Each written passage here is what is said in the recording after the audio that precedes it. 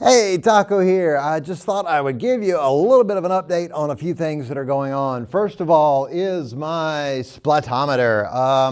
Y'all might have seen me talk about this thing and be messing with it for on and off for a little bit.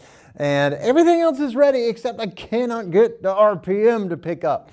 I've got a new circuit off the internet, and I even talked to an engineer or a former engineer here at work, and he thinks he can help me out with the RPM pickup. So if I can't do an inductive thing, I'm thinking about like an IR sensor, maybe hitting the back of the pulley and you know, with a reflection or whatever, but I don't know. So right now the RPM is, so the splatometer is kind of on hold until I get a few days that I can, probably this summer, that I can play with it, you know, really well and do a lot of testing. So anyway, that is gone. Okay, one of the things that somebody asked me on YouTube recently kind of brought up some interesting ideas or interesting thoughts about rights of way and where we should be and where we shouldn't be. So I wanted to first of all go over rules, because rules are so much fun to talk about. First of all, drones. Part 107 covers drones and what drones can do and can't do around airplanes. Because a while back somebody had some stuff to say about some drones that were flying near the paramotors, including mine, where the drone got probably that far away from my hand. I could almost reach out and touch it. And what it says is, as far as right of way, well, of course, right now, drones have to give way because there's no people on board. There's nobody in danger on a drone. If you crash it into a tree or something, nobody's going to get hurt. So right now, drones have to yield the right of way to all manned aircraft. So no matter how large the drone is, up to 55 pounds. If your drone weighs more than 55 pounds, it falls into another category altogether outside 107. But for most drone operators, their drones are going to be a pound or two, maybe just slightly bigger, but they have to give way to all manned aircraft. So, and they shouldn't even be, what's it say? May not pass over, under, ahead, or unless well cleared. Now notice it doesn't say anything about being next to it, so I guess that's where my drone friends at the airport kind of get away with being able to fly close to paramotors. And I don't know about consent, like if you say, if the paramotor pilot consents to say, hey, fly right through my riser lines, or you know, come up behind me or come up in front of me. I don't know how that works. But just read the rules. You know, drones have to yield the right of way to paramotors and other ultralights. So that's one thing to think about. The other is ultralights in general. Now this is 103, not 107. And what it says is, if you're operating an ultralight, in our case, a paramotor, the ultralight shall maintain vigilance to see and avoid aircraft and shall yield, and this is the important part, shall yield the right of way to all aircraft. In other words, everybody else gets to go first. You know, everybody else has the right of way. This is kind of like the merge lane on an interstate. The people on the interstate have the right of way, and the people merging have to wait. Everybody else has priority, and that's the way we are in ultralights. We have to see and avoid and yield the right of way. No person may operate an ultralight in a manner that creates a collision hazard with respect to aircraft. And then, of course, powered ultralights shall yield the right of way to unpowered ultralights. So the only people flying around in an ultralight that are above us, but yet below general aviation, are unpowered ultralights. So me and my powered paramotor, if I come up to a paraglider, I have to yield the right of way to the glider, basically. And I don't know if there are ultralight balloons, but yeah, we would have to yield the right of way to them too. The gliders and balloons, because they're not powered. They can't get out of our way. We have to get out of their way. So a couple of interesting things have happened recently. I'm going to move this down a little bit, at my own airport involving this stuff. So both the yield the right of way to all aircraft and creating a collision hazard. And I'm going to talk about those. I don't have footage, but I'm going to talk about those very briefly. So let's get rid of this. Oops. The magic board is not being my friend. Okay, so let's talk about this. So this in bare bones, and I got this from SkyVector, this in bare bones is my local airport. And they say that we have to use right traffic if we're going one direction and left traffic if we're going the other direction. And that's because over here, there is a housing development. So there's a lot of houses on this side, and the airport doesn't want to piss them off. So in general, we stay over here. So we go, if you take off on runway 3, you make right turns. And if you take off on runway 21, you make left turns. Now, generally, for those of you who aren't pilots, pretty much everybody at the airport is going to be going the same direction most of the time. So let's say the wind is coming this way. Well, any airplane that wants to take off is going to take off into the wind. So you got an airplane down here. Oh, that's a terrible looking little airplane. So let's say you got a little airplane down here and he wants to take off. He's going to take off into the wind. If he's on this end, he's going to taxi down to the other end, turn around and take off into the wind. That's what happens most of the time. So you can count on if the wind is going, in this case, to the north-northeast, that the planes are going to be taken off to the south-southwest. Let's go ahead and clean this off. Okay, so that's what happens most of the time. Now, if the wind is very light, say 1 mile an hour, 2 miles an hour, or even just kind of flopping around, the plane will decide to take off, or the pilot will decide to take off whichever direction he sees fit, or she. So the other day I was flying around, and I was down here.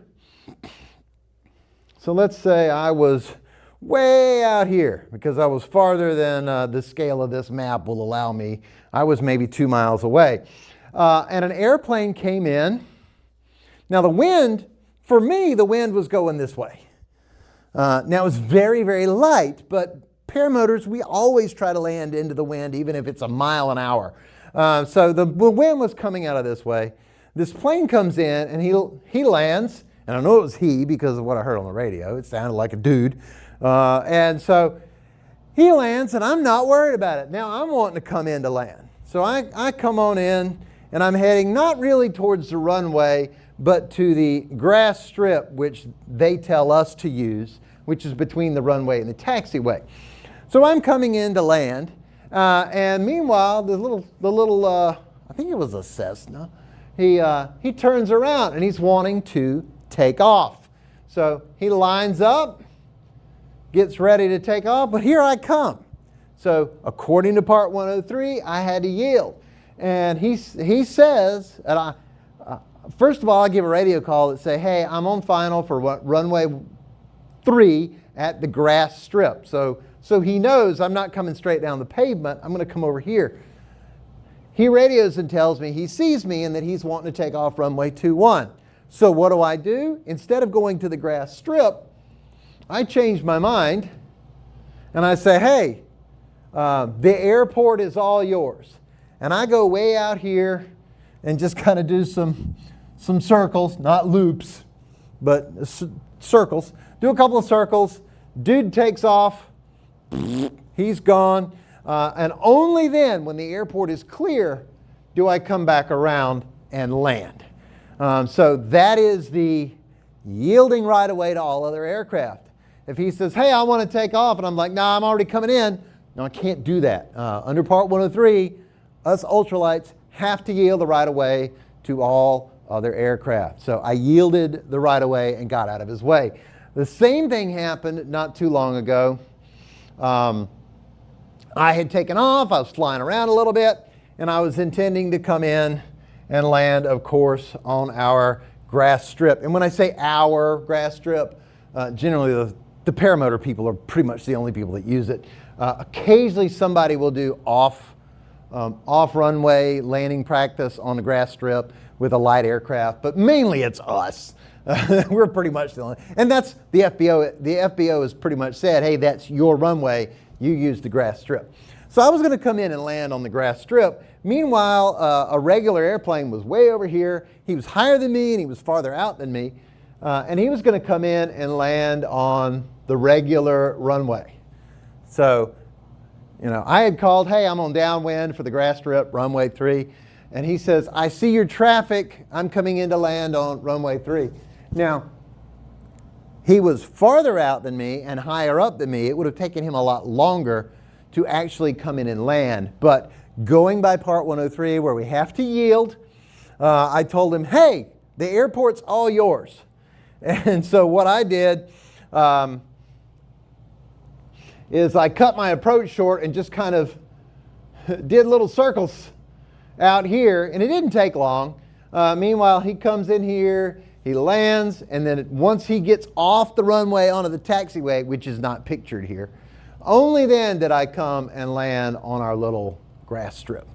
So again, that's part of yielding to regular airplanes. Now, this is going on a while, and I didn't really intend on it going this long, but I did want to, let's see, there's one here, and then there's one, I think, all the way down here. So that's really what the airport looks like. I get a little with our grass in the middle here. That's really kind of what our airport looks like.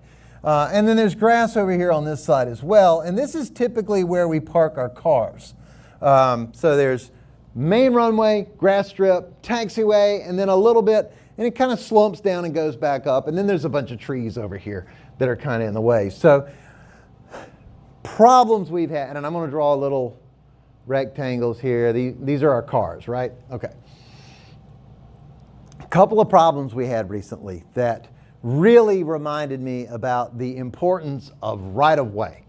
And importance of having comms. A lot of people, I read a thing today on the Facebook where somebody's like, hey, I'm looking to get a Sena system, and I'm going to use this Baofeng radio so I can talk to other paramotor pilots, and which kind of scares me, because if you're at a real airport with real planes that'll run over you and squish you and chop you up into hamburger meat, and that you need to be yielding the right of way to, you need to be able to hear them.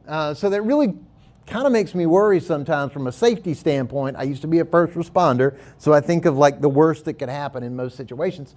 From a safety standpoint, it really freaks me out sometimes when people are like, oh, I don't need to talk to those general aviation guys. I'm not a general aviation plane.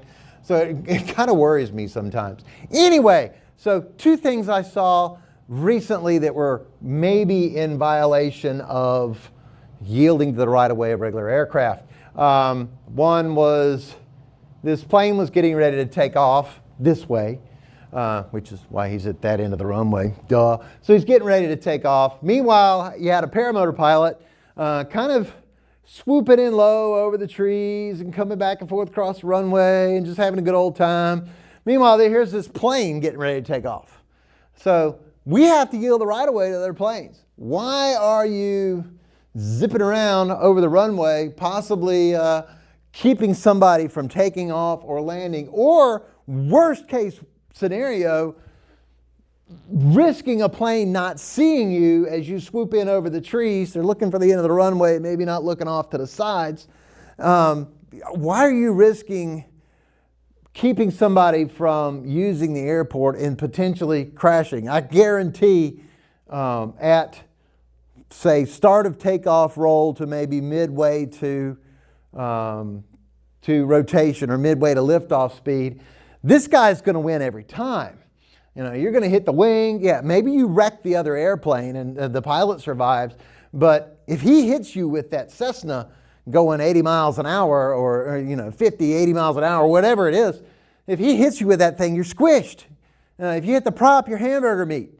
So don't do that. That just freaks me out every time I see it. Take off the runway and get out of there. Leave the airport for takeoffs and landings for anyone.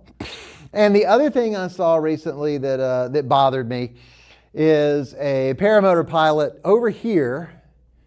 Now the wind was coming sort of this way and then to maybe this way. So, as paramotor pilots, we're going to take off, say, from here or even, along here, depending on which way the wind is going at the time. It was really shifty, kind of back and forth. But we were all parked over here in our cars, setting our stuff up, and you had one paramotor pilot that was like right off the taxiway, kind of out of the way, but off the taxiway, getting ready to take off. And he was going to run down that way across the taxiway.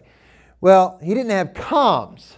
So the problem came, a plane had come in from 2-1, landed, and then was taxiing back to the hangars, which are over here.